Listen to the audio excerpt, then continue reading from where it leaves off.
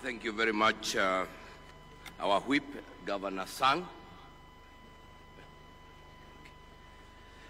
Your Excellency, Honorable Dr. William Samoei Ruto, the President of the Republic of Kenya, the Honorable Amason Kingi, Speaker of the Senate, Excellency Governors and Deputy Governors, Cabinet Secretaries, Honorable Members of the Senate and National Assembly, representatives of constitutional commissions and independent offices, leaders of Homabay County and the Greater Nyanza region, ambassadors and high commissioners, principal secretaries, members of the county assemblies, all national government and county government representatives, private sector and civil society representatives and development partners, international delegates, distinguished ladies and gentlemen, good afternoon.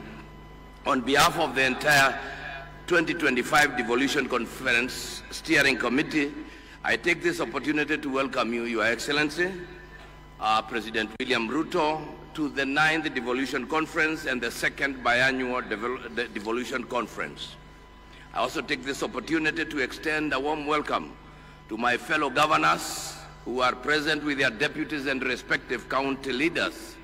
Your immense support to make Devolution Conference 2025 a reality is appreciated. To all the national executive representatives attending this conference, your presence in Homabay County is proof that Kenya's devolved system of governance is rooted in consultation, cooperation, collaboration, and coordination. I know that the legislature at both levels of government is represented here too. Your voices in the anticipated discussions will be crucial, since for us to entrench equity, inclusion, and social justice, the public purse must be distributed to the lowest levels and reach the most vulnerable of populations. Your Excellency, this year, the participation of the civil society organizations has been much more than previous conferences. This was deliberate so that this event can begin to be more inclusive. I am confident that this year many diverse voices will be heard and that our communique will capture varied resolutions and bring more institutions at the implementation table. At this time, allow me, Your Excellency, to recognize the team that led the preparations of this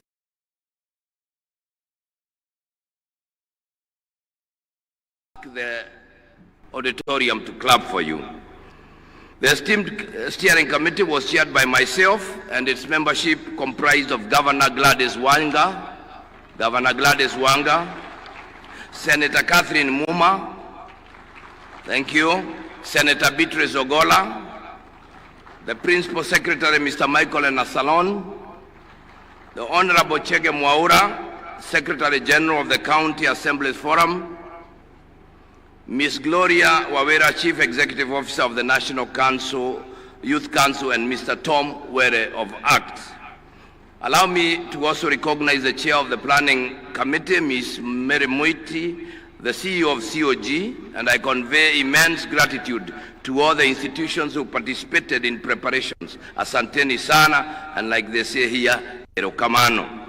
Your Excellency, it will be wrong of me if I don't mention that the conference was planned, executed fully by our indomitable staff at the Council of Governors, and I appreciate all of them. Distinguished ladies and gentlemen, it is my privilege to deliver this progress report on behalf of the Council of Governors regarding the implementation of the communique adopted at the first biannual Devolution Conference held between the 15th to the 19th August 2023 in Uasin Gishu County under the theme 10 years of devolution, the present and the future. I will highlight just key milestones in implementation of the 2023 resolutions. First is the coordination in project and program implementation. Your Excellency, the Office of the Deputy President is working with ministries, departments, and agencies to synchronize the interventions of different government entities to eliminate duplicity and enhance efficiency. The Presidential Economic Transformation Secretariat, PETS, has undertaken a comprehensive review of projects across all sectors to align them with national priorities. The synchronization and identification of these projects to the ward level has greatly eased silos and enhanced coordination. Automation and digitalization of services was the second one, and county governments have automated services in different sectors. Murang'a, Kisumu, Makueni and counties have fully automated their services, while other counties have partially done it. The e-Citizen has brought together over 16,000 government services, and this comprehensive digital platform integrates services from more than 100 ministries, counties, departments and agencies, streamlining access for citizens and residents across Kenya. The third one was own source revenue. Counties collected Kenya shillings 58.95 billion in the financial year 2023-24, which is 72.5% of their target, marking the highest revenue performance in 11 years. 10 counties surpassed their OSR targets in financial year 2023-24. All the 47 counties are currently automating their revenue systems to enhance transparency and zero leakages in revenue collection. On number 5, which is transfer of county functions, the unbundled functions were gazetted under Gazette Notice number 219 dated 16 December 2024. What remains pending is the costing process, which will pave way for adequate resourcing of county functions. On legislation of land and bridging the gender gap in land ownership, the National Land Information System, dubbed ADISASA, was successfully rolled out in Nairobi County, Mombasa Island and Mombasa County, and some parts of Murang'a County. County governments have also established land information management systems like Kajiado, Makueni and Murang'a counties. The Adhi Haki Mob app in Taita Taveta County and the mobile-based reporting tool in Kakamega County are some of the innovative interventions implemented within the 2-year period that aggregate real-time data on women's land tenure issues. Kakamega, Busia, Nairobi and Mombasa counties, in partnership with Athi kwa Kina Mama, AKMA project led by We Effect, implemented a project aimed at increasing women's access to land rights by establishing safe spaces for grassroots land rights defenders within the reporting period. And the other one is strengthening primary health care and community health services. 227 primary care networks are operational, and the National Treasury has included the community health promoter stipends in the additional allocations to county governments from national government's share of revenue in the financial year 2024-25. The Cabinet Directive of 21st January directed mergers of health programs to avoid duplication, and we thank you, Your Excellency.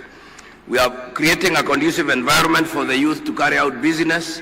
The government has developed the Creative Economic Support Bill 2024 and is currently at the public participation stage. Further, to boost local talent and earning, Nairobi County has initiated programs to support artists and content creators by providing affordable access to public spaces for performance and exhibitions. This includes subsidized fees and streamlined permit processes. Street photography and street dancing are now permitted. Mombasa County, on the other hand, has several creative hubs, including the Mombasa Innovation Hub, Swahili Port Hub, Jukwa Arts, among others. On forestry and tree growing, the Ministry of Environment, Climate Change and Forestry has undertaken mapping of both tree and forest cover in the country to inform the tree growing targets of achieving 30% tree cover by 2032. Ladies and gentlemen, I applaud all stakeholders and partners who facilitated the full implementation of the 2023 communique. Any ongoing efforts must be concluded. The full matrix containing the status of all the 2023 resolutions can be accessed at the Marifa Center, the knowledge hub for CoG.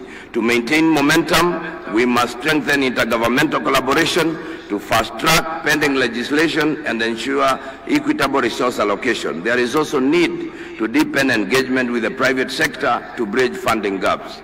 Number 20, let us recommit to this collective endeavor, ensuring that the resolutions of the Devolution Conference 2025 will continue to build on the progress we have witnessed and spurs to greater heights in championing devolution. I wish all of the delegates a wonderful time at this conference. Thank you very much.